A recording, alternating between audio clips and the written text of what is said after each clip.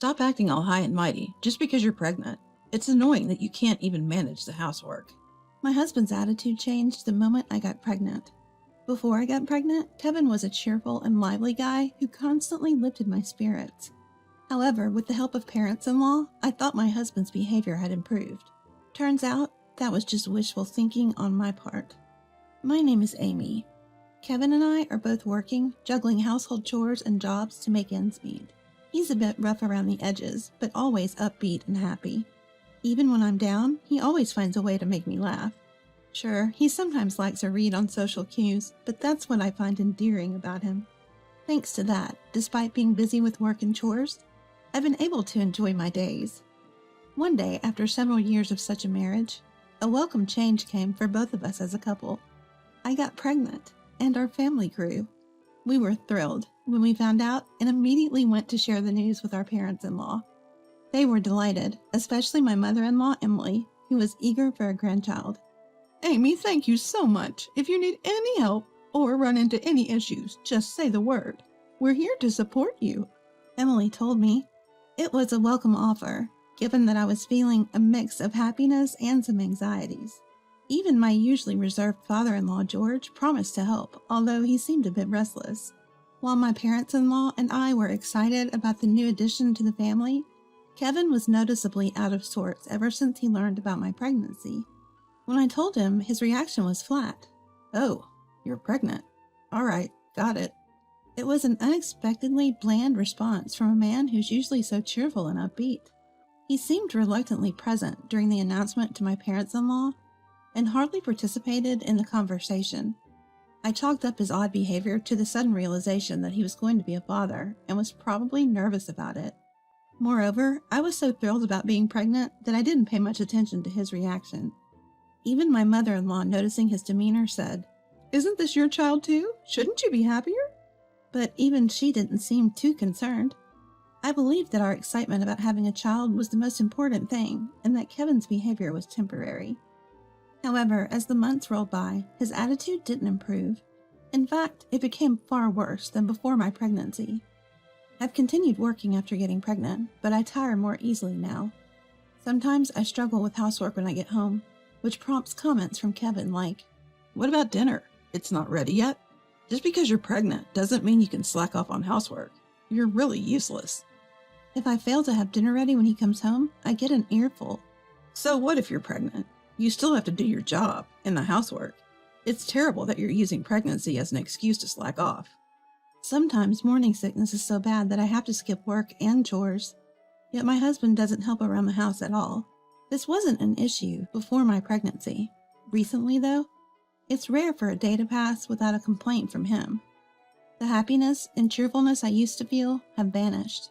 Now he's always in a bad mood at home, and I can't even remember the last time I saw him smile. "Why have you been so irritable since I got pregnant?"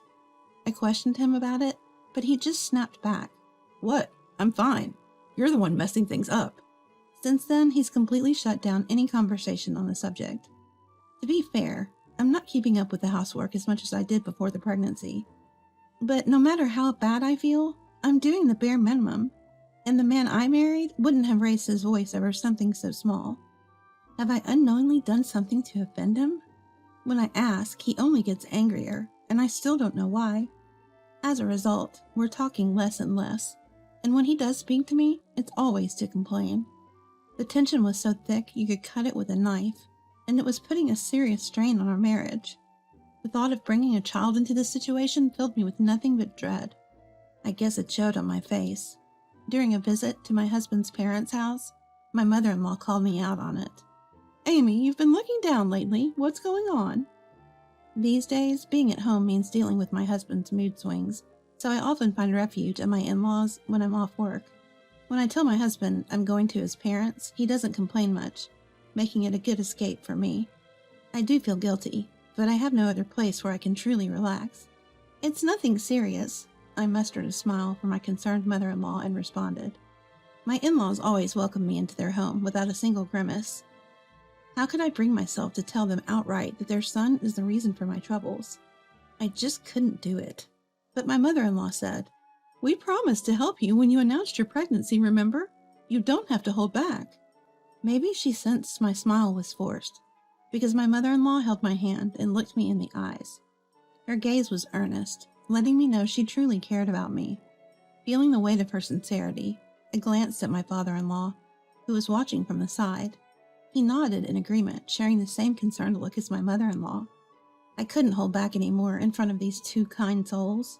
Words began to pour out of me, venting my recent frustrations with my husband, my worries about having a child soon, and questioning if my husband would be a capable parent in his current state. My discontent with being criticized no matter what I do, and my confusion at how my husband has changed. Once I started, I couldn't stop myself from spilling everything that had been pent up inside me. Both my mother-in-law and father-in-law listened to my tearful rant without interrupting. Tears flowed even more as I felt their kindness, and by the time I finished speaking, my face was drenched. I was a mess. After listening to my whole story, my mother-in-law said softly, "You've had it tough," and hugged me tightly.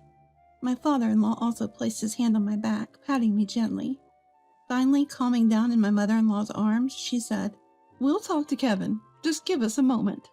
She picked up the phone and immediately called my husband. About an hour later, my husband arrived, clearly annoyed and clueless as to why he was summoned. My mother-in-law confronted him. "We've heard from Amy. What on earth are you doing?" After briefly explaining the situation, she gave him a piece of her mind. My father-in-law chimed in, pointing out that his current behavior was unacceptable, both as a husband and as a future father. At first, my husband resisted their criticisms, but as the conversation continued, he seemed to reflect on his actions. "I'm sorry. I've been lost since we found out we were having a child. I didn't know what to do." He finally apologized to me. If my parents-in-law are genuinely sorry, they should prove it through their actions, my husband assured me. He also promised to take better care of me and the kids from now on. To be honest, I was skeptical about the impact of mere words. However, my husband's demeanor softened noticeably after this incident. Not only that, but he even started taking the initiative to help with household chores. It might be small tasks like taking out the trash and washing dishes, but it's a huge relief nonetheless. The tension that used to fill our home disappeared, and finally I felt at ease. I'm truly grateful to my parents-in-law for helping us get back on track. One day, when things were going well between us, I woke up feeling a bit tired from work the day before. Even the thought of making breakfast for both of us felt like a drag. Seeing my state, my husband said, "You had a tough day yesterday, right? You seem tired. I'll make breakfast." I was surprised by his offer. He's never been one to cook, not during our marriage or even when we were dating. "Really? That would be great, but are you sure?" Although his attitude had improved since the incident with my parents-in-law, I didn't expect him to cook. My husband reassured me, "It's no big deal," and started preparing breakfast in the kitchen. A little while later, what he brought to the table was some slightly burnt scrambled eggs and toast, and a salad with noticeably uneven cut vegetables. "Sorry, they're a bit burnt." I returned a smile to my husband, who was slightly embarrassed about his cooking. Sure, the meal doesn't look particularly appetizing, but the fact that my husband took the effort to make it makes me happy. I really don't care about the appearance. We both quickly dig into our breakfast. While appreciating my husband's efforts, we eat quickly as we're pressed for time before work. Then, as I take a bite of the scrambled eggs he made, something feels off. It's a weird taste, unlike the ketchup or the eggs. I thought it might be a burnt part at first, but it's a flavor I've never experienced before. Is there something different about these scrambled eggs? They taste a bit off. I feel bad for questioning the dish he worked on, but I can't help but ask. My husband says, "No, I just cooked them. Is something wrong?" in his usual tone. After watching my husband leave for work, I thought maybe I was mistaken about the taste of the eggs. I was about to eat quickly and leave myself, but I couldn't shake the feeling that something was off with the taste. Feeling guilty toward my husband, I decided to leave the scrambled eggs in the fridge and head to work. I thought I would try eating them again when I got home. If they still tasted strange, I'd let my husband know. With that in mind, I arrived at work and began my usual tasks. However, just a few hours into the workday, I started feeling sick. Could it be my usual morning sickness? I thought. I headed to the restroom a few times, but something felt different. Uncontrollable vomiting and diarrhea set in, clearly worse than any morning sickness I'd had before. When I got up from my desk to speak to my boss, that's when it happened. I collapsed. I faintly hear my coworkers calling my name, but I lose consciousness. How much time has passed? I wake up in a hospital bed.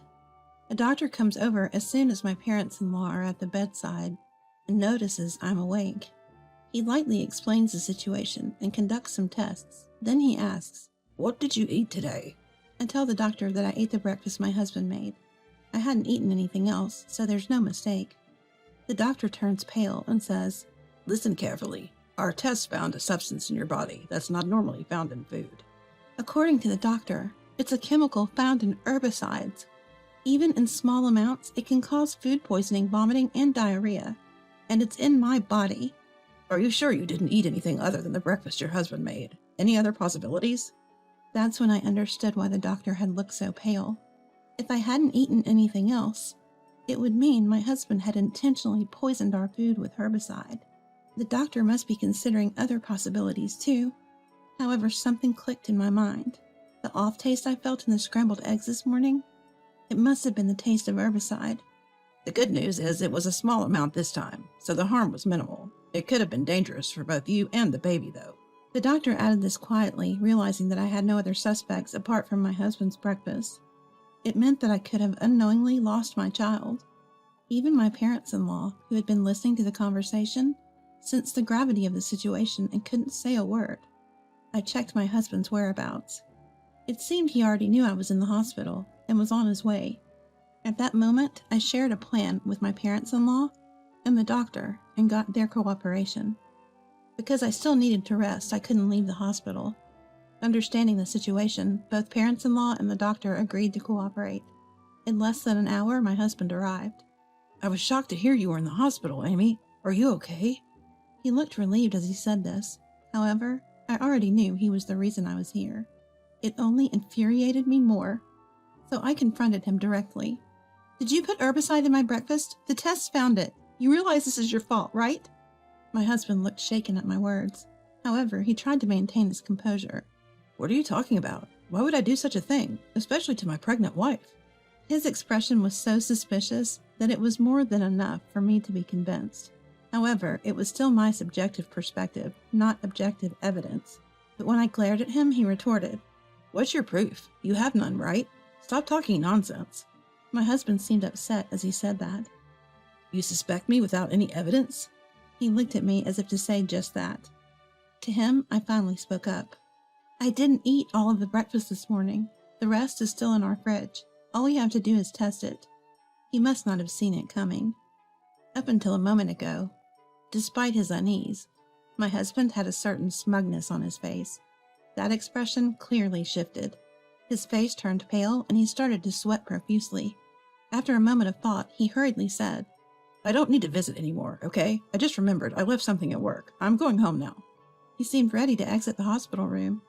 He's probably planning to go home and dispose of the leftover breakfast, but I've already taken steps to prevent that.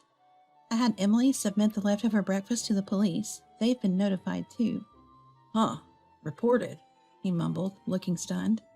Just then the sound of police sirens echoed from outside the hospital. Looks like your ride's here. I'm sure they'll want to hear all about it. Off you go. I watched as the arriving officers took my husband away. Later, he was arrested after weed killer was found in the food he'd left at our home. According to his statement, he'd been having an affair and was planning to divorce me soon. But then my pregnancy came to light, and even his parents were thrilled. That changed the atmosphere, making it difficult to talk about divorce. So he thought if anything happened to our unborn child, he could blame it on me and get the divorce.